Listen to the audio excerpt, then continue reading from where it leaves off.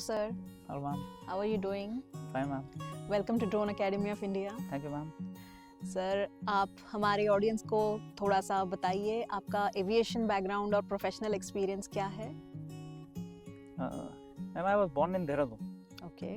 And वो दिन होते थे जब ना किसी के पास मोबाइल होता था ना टीवी होते थे. एक ब्लैक एंड वाइट टीवी होता था पूरे मोहल्ले में.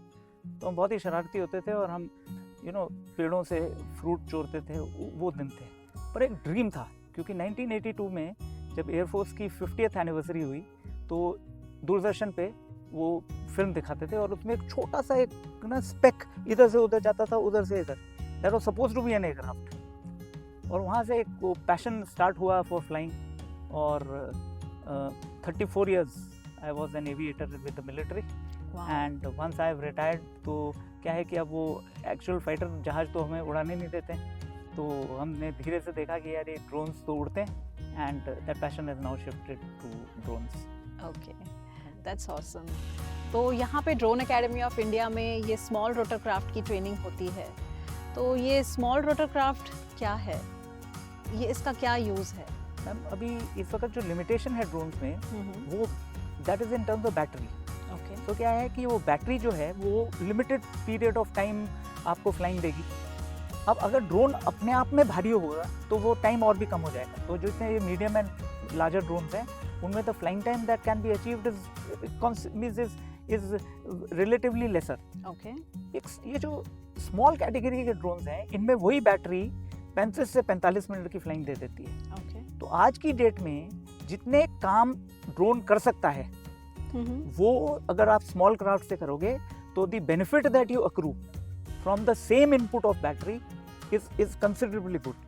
तो आज की डेट में आप करोगे all this survey and mapping होता है. All engineering solutions to create new infrastructure होता है. देन मिलिट्री में large number of uses of small drones आते हैं. सो स्मॉल ड्रोन जो है ना वो आज से 5 साल में will become like a mobile. Every house will have 3 of them. Okay. And the utilization of these platforms will be in varied schemes. So there is no limitation to what you can use these drones for. And वो limitation जो है वो आपकी जो limitation mind की है उस पे set होगी. तो small drone जो है उसको सीख लेना बहुत ही important है क्योंकि जैसे जैसे evolution होगा और जैसे जैसे human beings better solutions ढूंढेंगे to make their life comfortable, the drones will find more and more utilization in times to come. Okay. तो इसके लिए कोई ड्रोन पायलट लाइसेंस होता है, राइट? Yes ma'am. एक उसको रिमोट पायलट सर्टिफिकेट बोलते हैं. Okay. And it is an authorised certification which is given by DGCA. Okay. Presently problem ये है मैम, एक DGCA ऑर्गेनाइजेशन है जो सर्टिफिकेशन देखती है और एक इंडस्ट्री है जिनको काम करवाना है. अब now the industry has realized कि अगर ड्रोन से करवाओगे तो 1/10 द टाइम में 5 times द आउटपुट आपको मिलेगी एंड क्वालिटी आउटपुट मिलेगी. तो क्या हो रहा है presently a lot of work which is happening in the sphere of drones is happening also by pilots who don't have an RPC. लेकिन आप मुझे एक क्वेश्चन का आंसर करो. इंडिया की रोड्स में कोई भी ऐसा आदमी है जो बिना लाइसेंस के गाड़ी चला सकता है? नहीं. हाँ.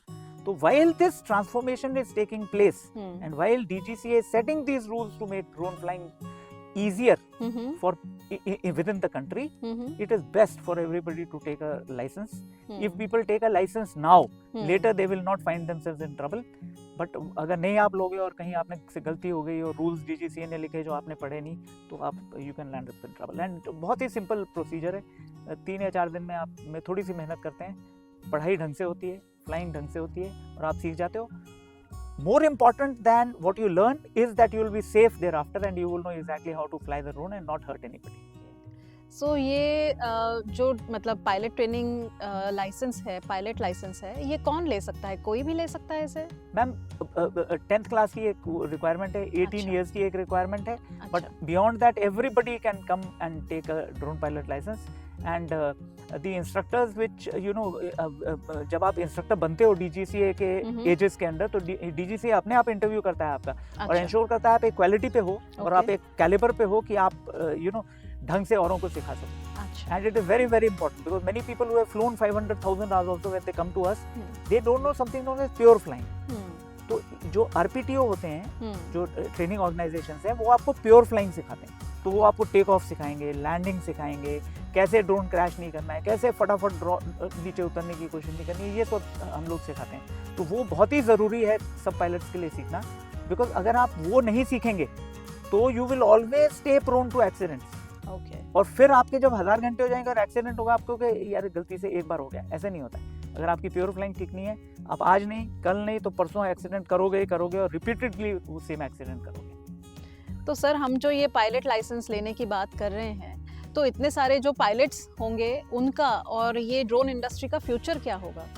मैम, मैंने आपको बोला ना, आज की डेट में आप 2 मोबाइल तो आपके पास अभी हैं, मेरे पास भी एक मोबाइल है, यहाँ पे 3-4 और लड़के हैं जिनके पास 3-3 मोबाइल हैं। तो हर घर में 3 से 5 ड्रोन होंगे।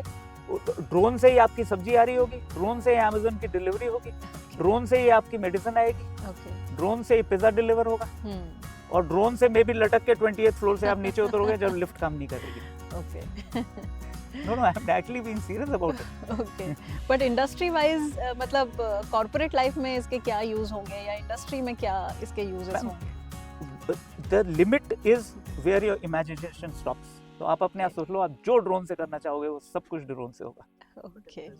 तो प्रेजेंटली इसका क्या स्कोप है, और प्रेजेंटली कितना, मतलब कितने लोग एम्प्लॉय हो रहे हैं और क्या काम कर रहे हैं? प्रेजेंटली बिकॉज ये एवोल्यूशनरी स्टेज में ये इंडस्ट्री है, तो क्या हो रहा है कि यूटिलाइजेशन स्टार्ट हो रही है, platforms are not really to a certain standard, R&D is slow at this moment in time. तो क्या है, वो प्लेटफॉर्म जो क्रिएट हो रहे हैं वो इतनी एक लेवल ऑफ एफिशिएंसी पे नहीं है कि वो सब कुछ ठीक से कर पाएं। तो ये टीथिंग प्रॉब्लम्स हर इंडस्ट्री में, सब इंडस्ट्रीज में होती हैं।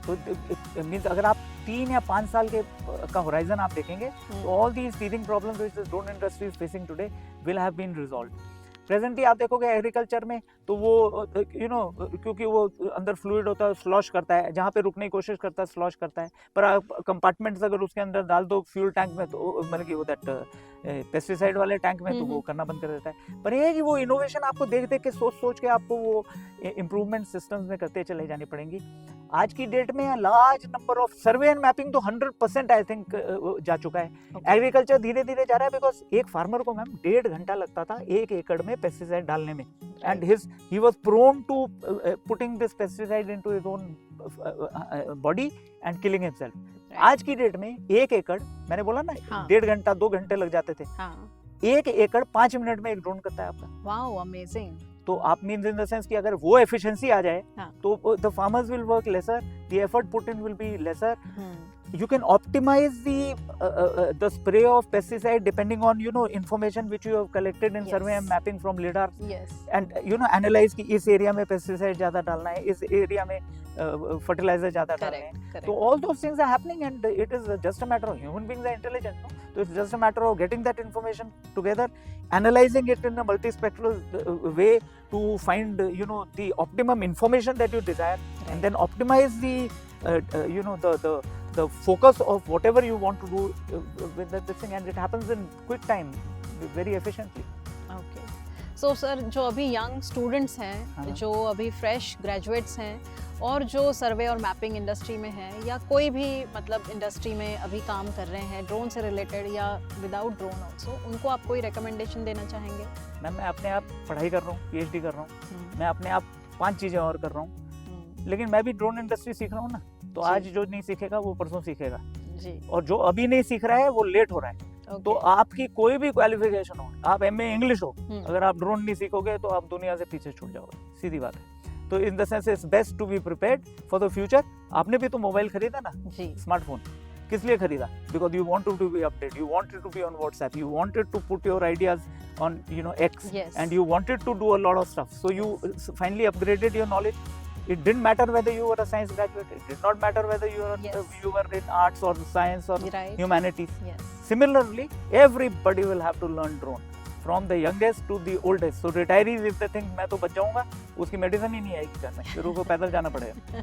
तो it's best to stay with the times, learn the drones. The earlier you learn it, the better you equipped you will be. The more in touch with the latest advances in that field you will be. You will learn a lot, and your existence will be that much more comfortable. Okay. Thank you so much for valuable inputs, Thank you, sir. And we will keep in touch. Absolutely. Thank you. God bless.